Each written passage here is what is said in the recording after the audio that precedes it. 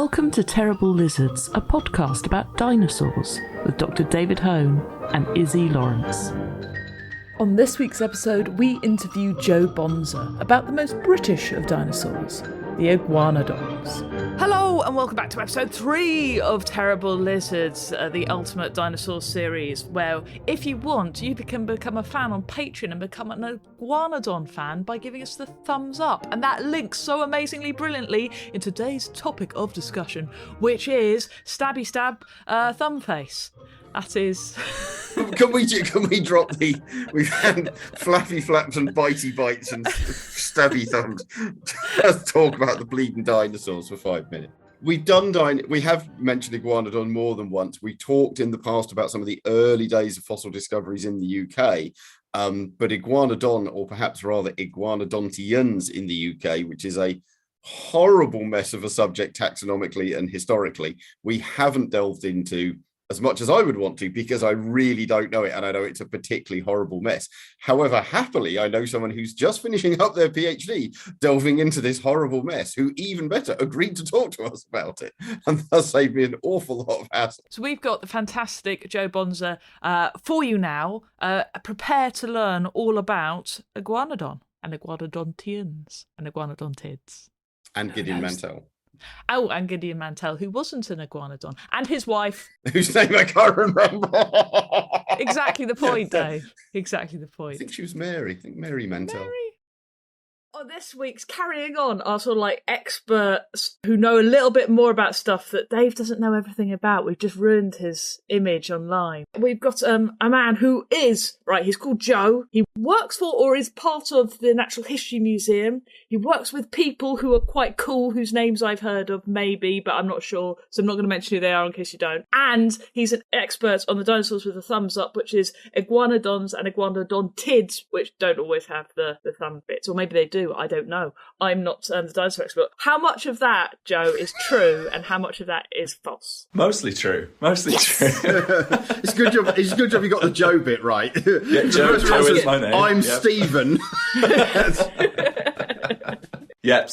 I'm Joe. I'm in my last few months of my PhD. I'm doing it 50-50 with the Natural History Museum and the University of Bath. And yes, I work on Iguanodon and Friends. Because I think we covered Iguanodon a bit. So obviously Iguanodon was one of the first dinosaurs to be discovered and named. And it's gone through a lot, because they were like, this is what I remember. We've done a whole episode on it, but it was ages ago. So there's like loads in Belgium, which are slightly different to the ones in England. And now the actual thing that we base Iguanodon on is the Belgian ones, not the British ones, which is wrong. And everything is a bit more complicated than originally, that they're just the thumbs up, stab you in the neck because you're my friend. Is that, what are the big controversies? How has the Iguanodon background moved on since my very basic understanding of what's happened? Yeah, I mean, that was a good summary, to be fair. It's a mess. So Iguanodon was the original Iguanodon was the second dinosaur ever named, and it was actually named before the word dinosaur had been coined by Richard Owen. So it was about 20 odd years before that. They found some teeth, some isolated teeth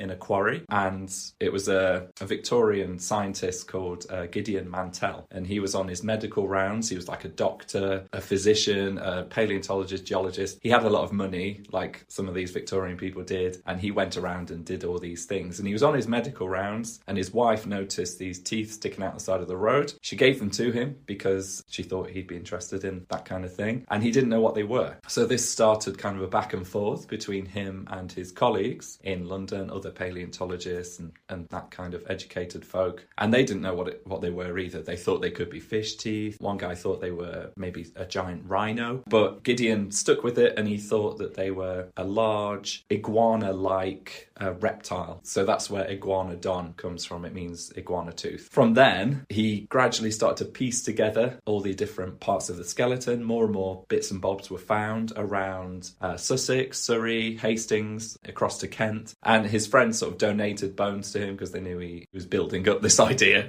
of what this animal was. And then, he gradually came up with this idea of it being a big, large reptile. But again, this is kind of before we knew what a dinosaur truly was, or we had a name for that kind of thing. Tell me about the Belgium thing. Remind me again, what's happened there? Because I presume as well, I just want to make a comment that the reason the Victorians had all this money is they didn't have Netflix, and that is...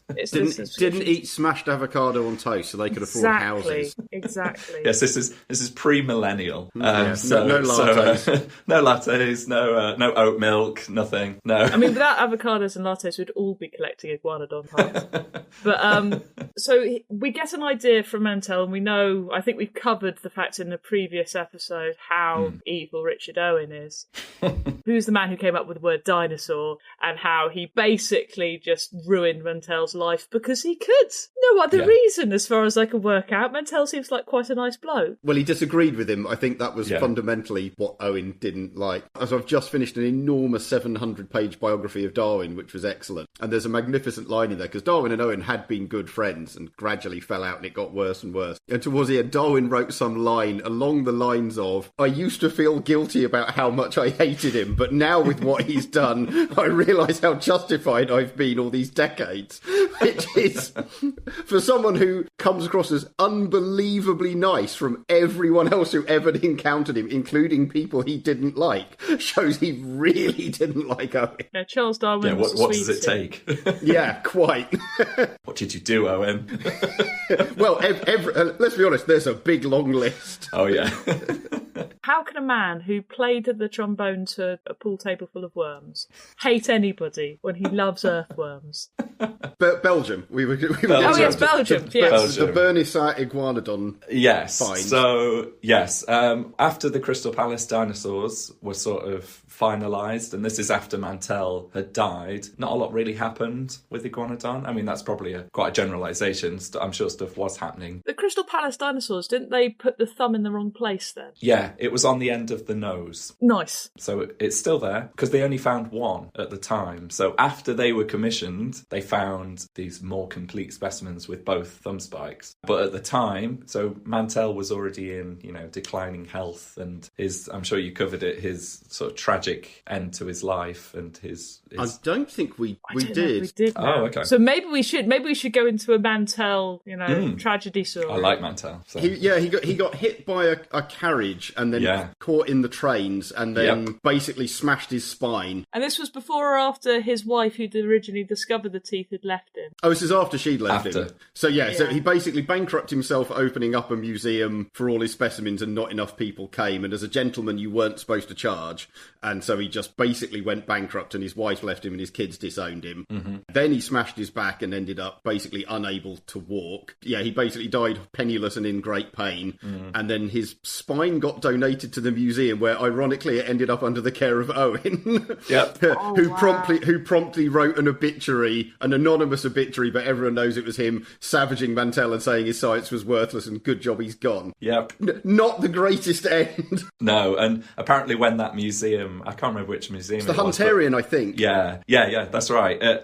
When they did some renovations or something, and they just threw his spine out. I didn't know that. I thought they still had it. Even worse, they threw away part of Gideon Mantell's spine.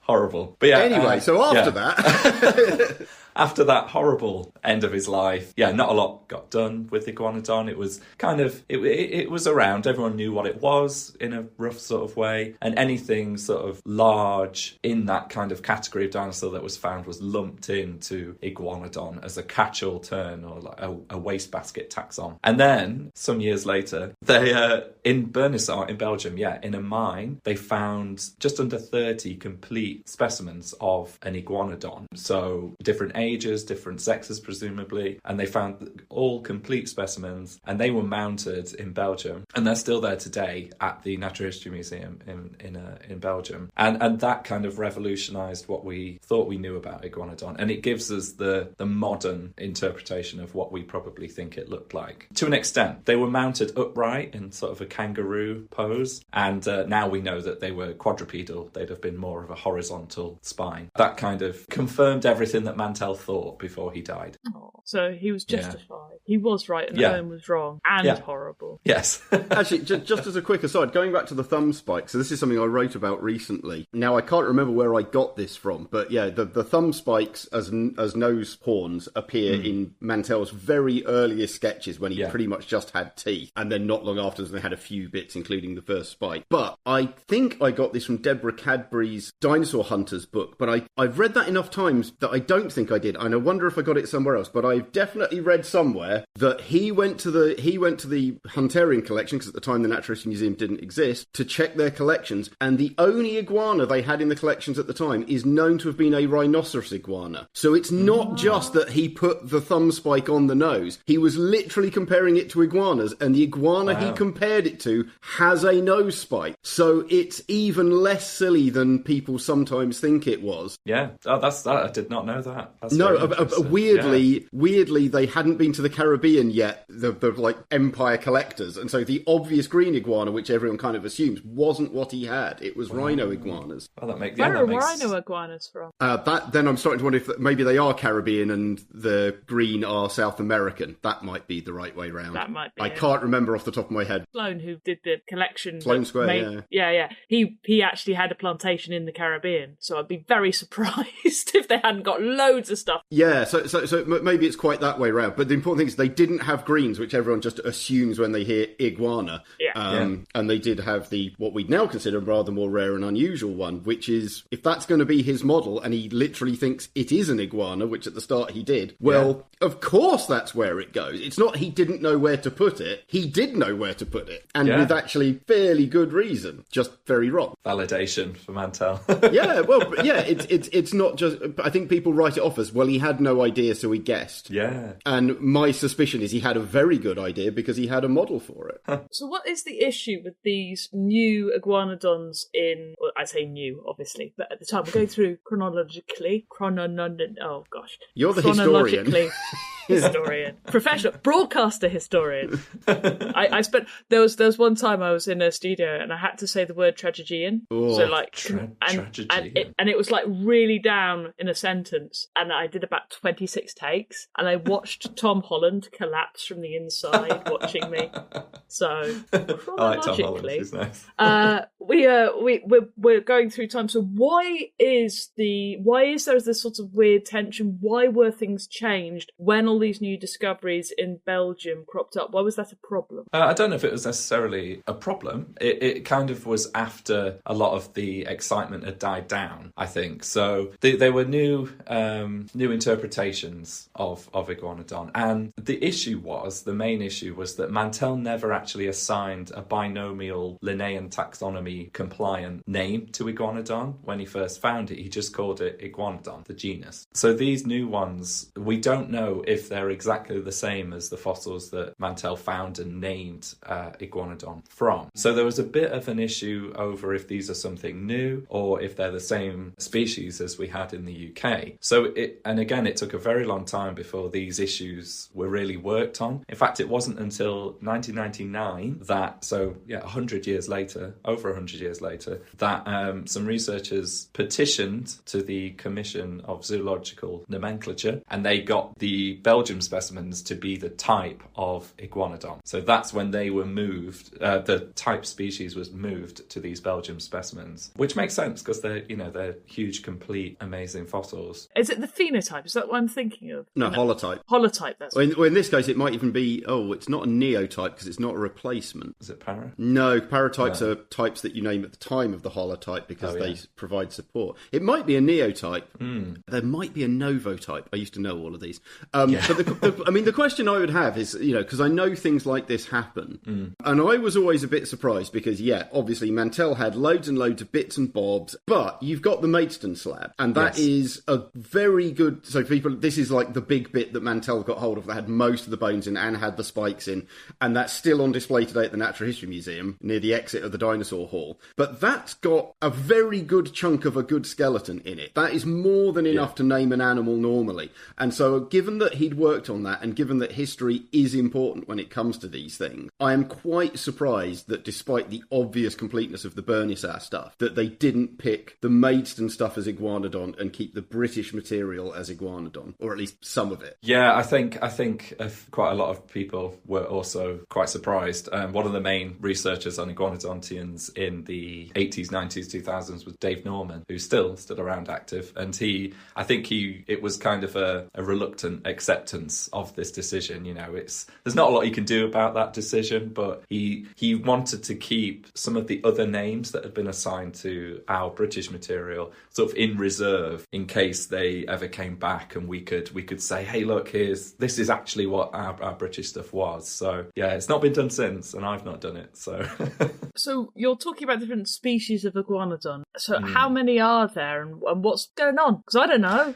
I always assume there's one. It's an iguanodon. There you go. Easy. So early researchers like Lydekker and Seeley and people like that, they assigned lots of different species to Iguanodon. So there was Iguanodon hollingtoniensis, Iguanodon fittoni, Iguanodon anglicus, which is kind of what we've sort of reserved to be the British stuff. And this is what I mean by this sort of lumping that happened. So they were all sort of related. And then over time, they've been pulled out into separate genera. And my job at the minute is to sort of reassess all of that historic work that happened. So we think that there's two main horizons, if we want to break it down in the UK. There's sort of an early Cretaceous one, and then a slightly later early Cretaceous one, just to make it even easier.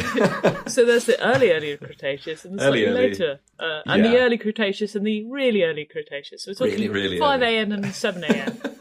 Yeah. The early stuff is from around Hastings, Sussex, all this original material that was kind of discovered piece by piece over a few decades, sort of in the 1800s, late 1800s. Mainly by wives going around looking for apparently so. Bringing home presents for the husbands. Yes, yeah. And then their names conveniently scribbled off over time. Yeah. Well, it's just complicated. Women's names are very complicated. You don't need them. Far too much information. Then the later stuff is mainly from the Isle of Wight. So we have a lot of Iguanodon, in quote marks, from the Isle of Wight. And then we have another key specimen from the Isle of Wight, which is now known as Mantellisaurus. So this is Mantellisaurus atherfieldensis. This was found near Atherfield Point on the south coast of the Isle of Wight. Yeah, I just have to ask, is it missing its spine? Sorry. No, well, they found it, but then they threw it away. So fair enough. It's a bit also, I just want to very, very briefly for our non-UK based people and European based people, the Isle of Wight's actually very close to Hastings and the rest of the south of the UK. It's on the Jurassic coast, but it is a separate island, and it takes about 20 minutes to get across by ferry. So it is down there by the south coast, so it's very close, but it's its own thing, and it's like travelling back to the 1950s. It's really funky. But it really is. Yeah. We love you, Isle of Wight people. My friend Ollie goes there. So. I love the Isle of Wight. It's a fantastic place. So yeah, they had, this was originally, Mantellisaurus, named after Mantell, was originally another species of Iguanodon. And then in 2007, it was split out into its own genus. And we've got the holotype on display in the Natural History Museum. And it's fantastic. It's one of the most complete British dinosaurs ever found. About 80%-ish complete, and that was a major focus of my PhD a few years ago. So we fully digitized this dinosaur actually as well. So we took it apart and we scanned every bone, and now you can 3D print it if you really want to. Amazing. So that's what I first discovered, for want of a better phrase, Joe, because Susie Maidman was tweeting about this, because you're going in at night, because if you go into the Natural History Museum, as many people now have, so you go straight through the main entrance and through the very first kind of barriers. Immediately on your right in an alcove is a dinosaur in a case, and that's the Mantellisaurus. And you guys went in at night and basically took the glass case off and took it out and scanned it. And so of course there was loads of cool photos of lots of people going around with scanners and taking photos and stuff. And as usual with PhD students, because they start, and then of course other academics, you first kind of hear of them when you go to conferences and things like this. And then of course thanks to COVID, we haven't had any conference or anything for 2 years, but also now Twitter. So like Joe's like, there's a guy doing a PhD on Iguanodontids at the NHM, and that's how I first found out about it. In fact, I believe you said you were going to send send me the file so that I could 3D print a thumb spike. Well, they're available on Morphosource now. Oh, they're on Morphosource. Excellent. Yeah. Okay, I'll have a look. Yeah. So everybody can free. go there and 3D print their own Iguanodon thumb. Yeah. I mean, a lot of people do have them now. So yeah. You can download a dinosaur. Yeah. That must have been. So were you one of the people who actually was there scanning in the middle of the night? It was cool. Yeah, we had to. So the specimen. So if people went to the main hall when Dippy was still in it,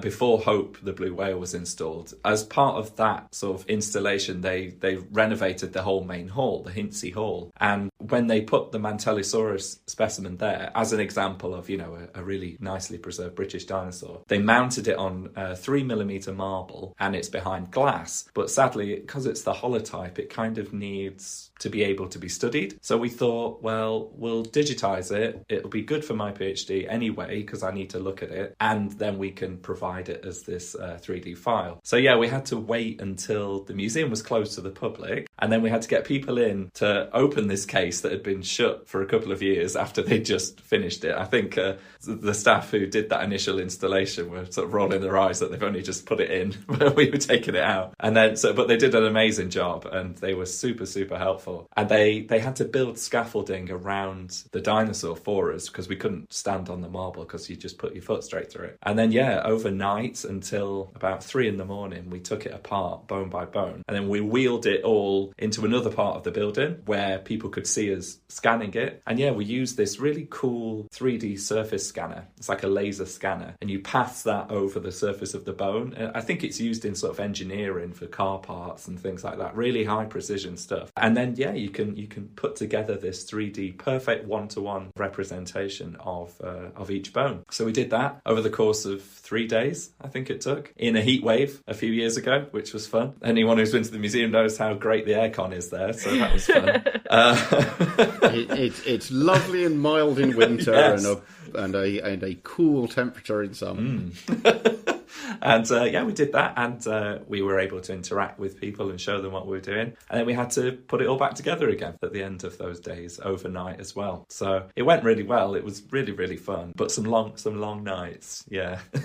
So the Mantellisaurus isn't an iguanodon now. It is an iguanodontid. Yeah, no, you're right on the last one. Yeah. So it's an iguanodontian or an iguanodontid. It doesn't really matter, but it's not technically iguanodon itself. So it's been pulled out of that, which makes sense because it's very, very different to what we would call iguanodon. It's a lot smaller, kind of walked more on its back legs, just on 2 legs. And overall it's much more slight. So it probably looks more like the original ideas of iguanodon, more on its back legs than on all fours anyway. Yeah, pretty much. Yeah.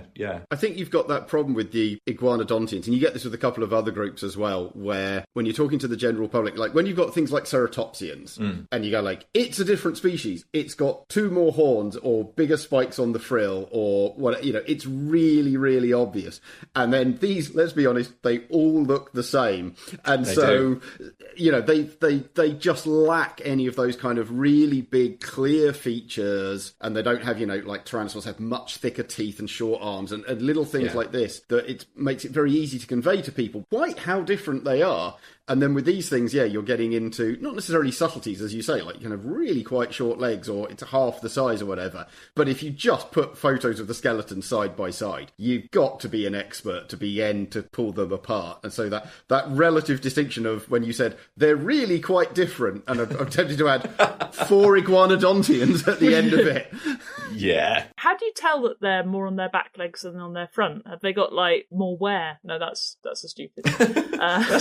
Yeah, they just go through the soles of their feet very quickly. Yeah, exactly. They need to get through new shoes. feet. Yeah. Well, it's the thumb spikes aren't worn at all. They're really sharp, is what I was thinking. But no.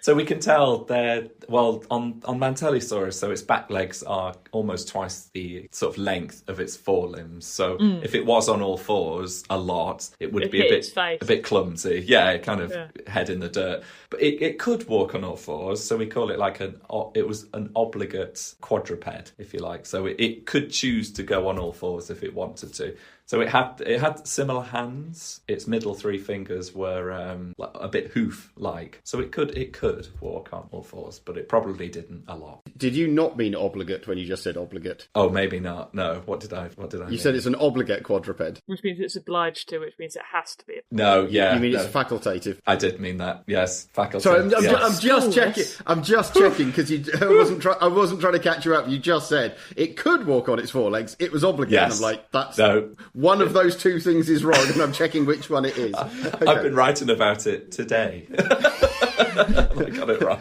Do you want to go back and check your edit? Yeah, I think I should.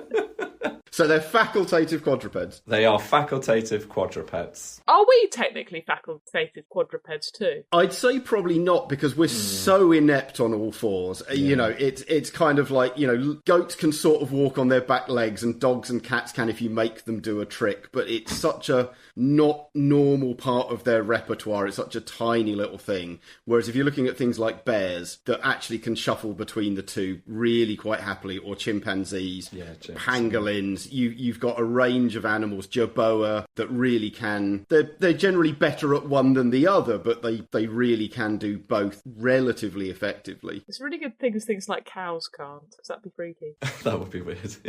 Just cows meerkatting in the field. Well, like, that's the Gary Larson, isn't it? Yeah. Car. So Mantellisaurus, quite different. Happy with that. What about absolutely everything else? And to raise the spectre that we haven't, so I'll say it even if you're avoiding it. So Greg Paul did a massive revision of British Iguanodonts, and then so did Dave Norman. And they each did totally different things to each other, and presumably you're at least vaguely attempting to fix the threefold mess of what people said in the mid-1800s and what the two of them said in the mid-2000s. Yeah, I mean, that is, if you like, the one-line summary of my whole PhD. 3 phases of disaster, the taxonomy of British Iguanodontians. Let's see who was maybe close. It was... So yeah, that's the main part of my PhD. So as you said before, Dave, if you saw all these animals alive today with muscle and skin and living in their natural habitat, you'd really struggle to tell them apart. Other than sort of size, or that one's a bit bigger, that one's a bit small. You know, that would kind of be the difference. But once we've stripped all that off, obviously all we've got is the bones. So we have to categorize them based on that. That's all we've got. So yeah, there's been attempts in the past, quite comprehensive attempts, back and forth, as you said. So I'm just giggling because I'm immediately thinking of the meme, there was an attempt. There was an attempt. Just because someone tried doesn't necessarily mean... Don't get me wrong, they did some great work, especially Dave Norman. Like, he kind of did the foundation of everything that we know about the group today. He was one of the main workers on this group, and there's not that many people who work on Iguanodontians, really, around the world and through history. So he did lay a lot of the groundwork. It's just I think some of Dave Norman's methods was slightly older than what we've got now. He did a lot of his work pre-cladistics. What does that mean? So cladistics is kind of the practice of putting all of these animals on a family tree, if you like, by comparing all the different morphological features that they've got. And before we had sort of computing power to run this big analysis, and it basically goes through and it looks at how likely each of these relationships are and compares them all to one another. It's a very confusing, complicated algorithm unless you're a mathematician, which I'm definitely not. And it goes through and it plots you this most likely family tree, if you like. And obviously with computer technology moving so fast, that wasn't possible in sort of the 60s, 70s. Dave tells stories of even in the early 2000s of like the programs that he's multivariate statistical analysis taking hours, if not days. Days. Yeah. The final matrix of my PhD was taking about 2 weeks to run one iteration, and then TNT came out, the beta testing version of TNT. I know for many people listening this would be complete gibberish to them, but I got hold of like a super early experimental copy of TNT, and it did it in 2 seconds. It gave a completely wrong answer, but it was very fast. Very fast. And it's like, I wish I'd had this 6 months ago. Yeah. So yeah, these sort of more modern techniques weren't as easily available. So we're trying to sort of apply what we've learned, throughout all this time, these decades of research on the group, and sort of look at it with fresh eyes and try not to be biased by historical things that have happened, basically, within the group. So drum roll, and Dave's desperate for you to reveal your that's PhD it. findings. I've just spent 3 years studying this, and I fixed all the problems. And that was that. No, yeah, I mean, obviously, don't give away stuff that No. is not to be published or anything like that. But yeah, no, that's obviously, fine. I know some of the basics you are happy to talk about. So come on, yeah. So now's the time. At the end so we've looked at every single specimen, every single bone that we've got within this group in the archives of the museum, in the collections. So we've gone through every single one, every single species, specimen, bit, bob, everything. Is that like 5 bones, or is that like 5,000? What are we talking about here? I guess total bones probably in the thousands. Yeah. Wow. I mean, we've got these cabinets, I guess that's the best way to describe them, in the collections that are probably 20 meters long each, and there's 3 or 4 complete rows of that, with each of those with 6 shelves, and they're all just full. Quite a few. And do they all just say Iguanodon? Probably in something handwritten in about 1903. That's exactly what they all say. Yeah, in fact, sometimes the notes are almost as interesting, because they're sort of, from 200 years ago, these notes sort of written down, and it's sort of the first thoughts on what this animal could be, and that's really cool. So yeah, I've been really lucky. I've been able to go through everything that we've got, basically under Iguanodon at the museum, and we basically found that no one was necessarily wrong. It's kind of a mix between the two. Some people thought there was lots and lots of diversity. Some people thought that there wasn't as much. We think that there was more diversity than we thought we had. Before I started this, the consensus was basically that there were a couple of species from the early bit that I talked about, and a couple of species from later in the day, maybe like 11. And what I found is that there could be an additional 2 or 3 to each of those periods of time. We'll probably be naming at least 1 new species from this, which is exciting. And we've also probably going to end up resurrecting previous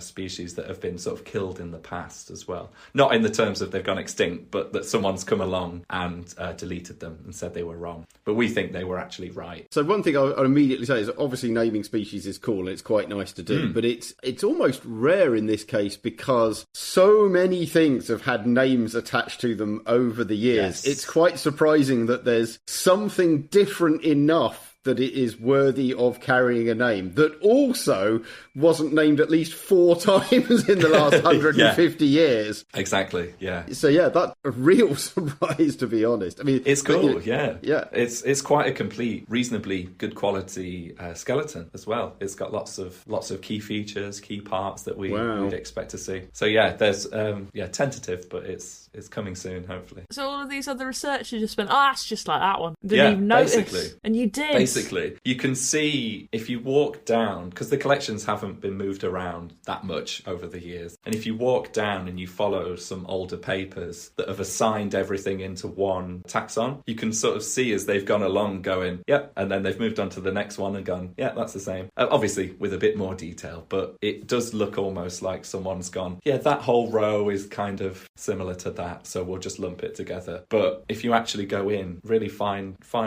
grain sort of analysis and have a look, there are differences between most of these, and I think the stuff I've been doing is just the start, really. I think there's another few PhDs worth of work to sort of really get in there and separate this out. If you like your organising, this is the ideal. Oh yeah. I mean, this is the stereotype of taxonomists, or at least true taxonomists, is that they're just hyper organisers. And there's the Richard Forte's book. I'm pretty sure it's in his. So Richard Forte, who's a trilobite researcher who's done some TV documentaries and various books. But he wrote a book called Dry Storeroom Number 1, which is like the unofficial history of the Natural History Museum. And I'm sure this story is from there. And he wouldn't name names, but supposedly when one of those old school taxonomists who literally got a job at 22 out of his PhD and then sat at the university until he died at 75, and all he'd done in that time was taxonomy of one group. And basically, but when they cleared his office out, supposedly, like, not only was all the stationery organised, but there was an envelope labelled "pieces of string too small to be of use," in which he'd kept all the pieces of string too small to be of use and organised them in a named envelope. That's the taxonomy stereotype. And however apocryphal that story may be, we both know people who are like that. Absolutely. I don't think I'd be a very good taxonomist. Looking at my desk at the moment. At first glance, the collections do look, a bit overwhelming, and they're shelves of bones, But once you spend some time, and it does take a long time. I've been looking at these for 3 years, but I've been there a lot. I've spent days and days and days, weeks down there, just looking at them all, comparing them, putting them side by side, and making notes, drawings, photographs, everything. So I'm hoping that this is kind of the longest time that's been spent on it, so hopefully it's right.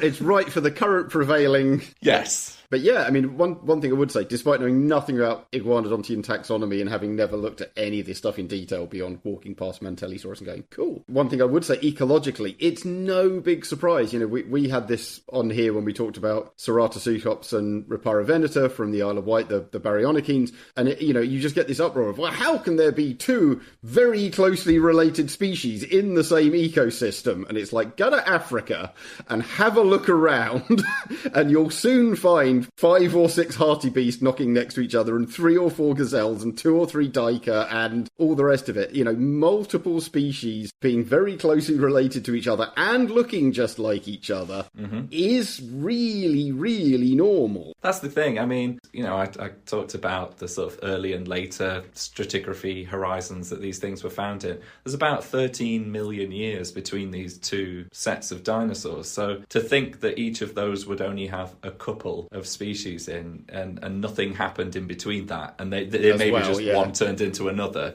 is so far beyond unlikely that it's almost impossible. So yeah, just those examples that you said, Dave, they're just kind of take that as that, and that's one snapshot, in a few hundred years. Yeah, you'd really expect this, and yeah, if we had a fuller picture of the fauna, and particularly given that, again, an individual horizon might cover a couple of million years, and the fact that then there will be warmer and drier periods and species move in and move out of that area. Yeah, you'd expect to find half a dozen or more.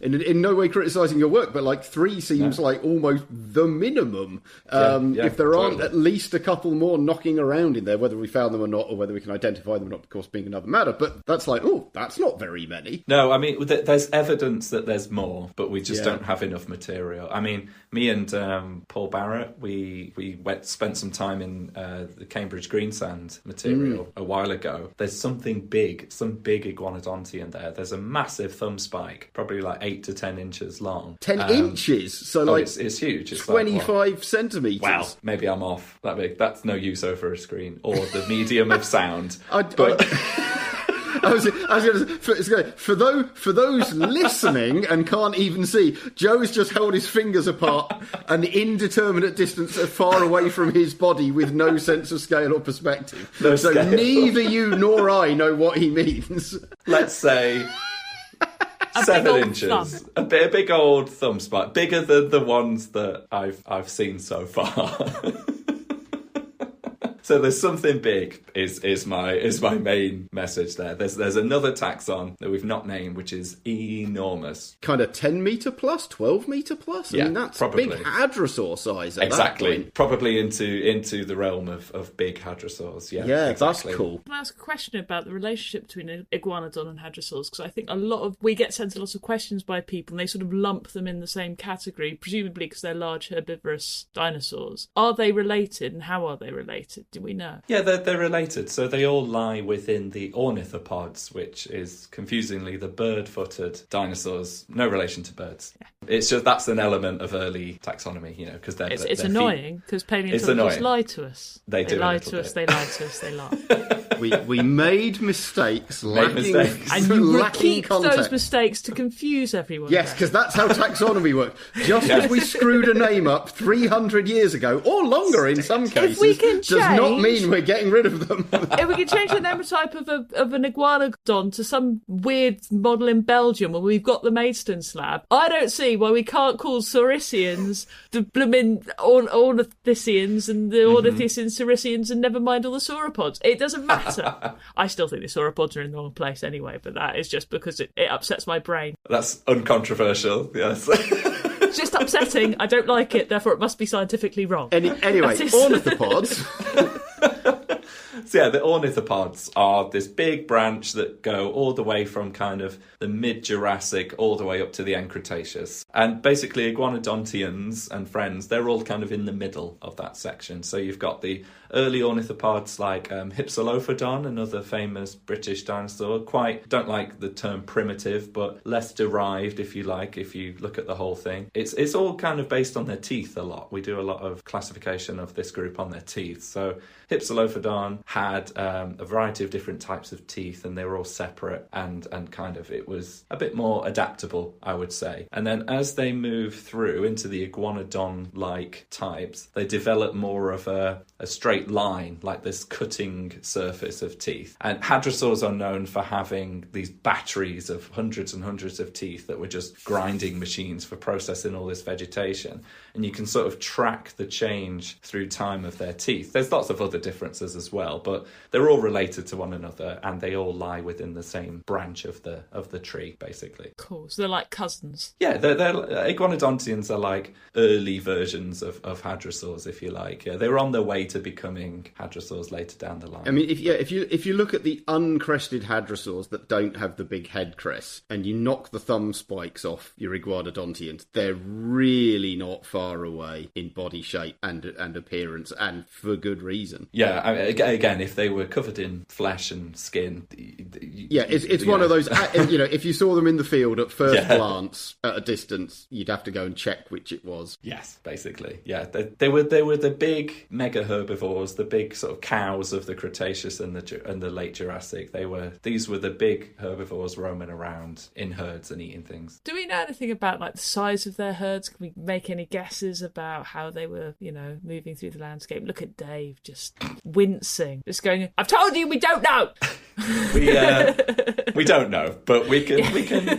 You can make guesses. You can have guesses. You can infer things. I mean, we find footprints, and we find traces of where animals walked. The only thing a footprint tells you, basically, is that a dinosaur stood there once. But sometimes you do find, evidence that there was more than one walking together.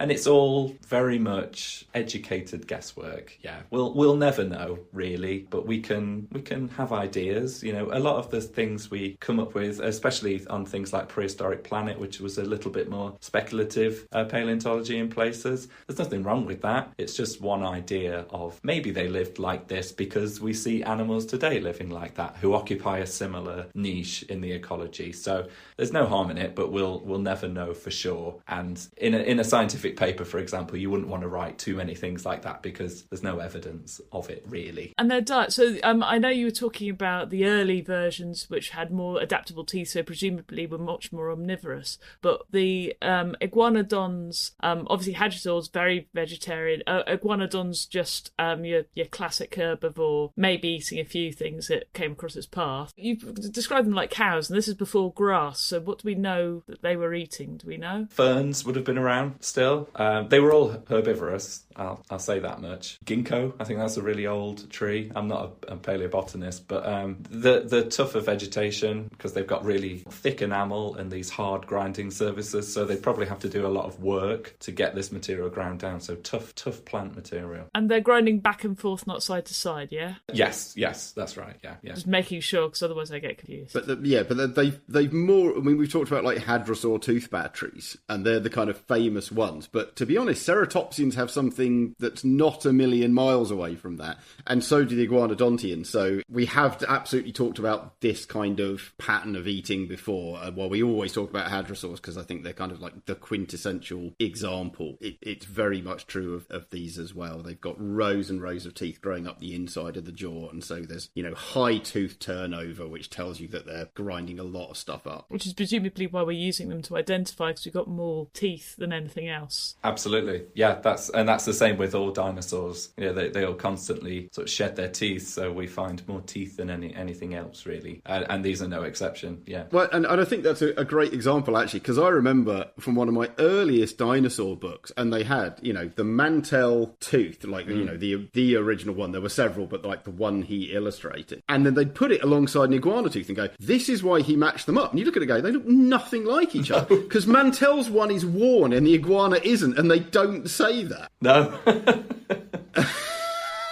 It's like, this is a subtle difference, which even for a book for a 6 or 8 year old should probably mention that the reason one's a spike and one's flat is because although he has compared them, he didn't compare these exact ones.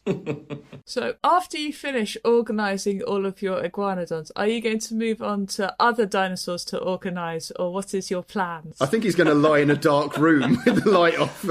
How is your socks cry. looking? Are they all perfectly paired and dated in order? No.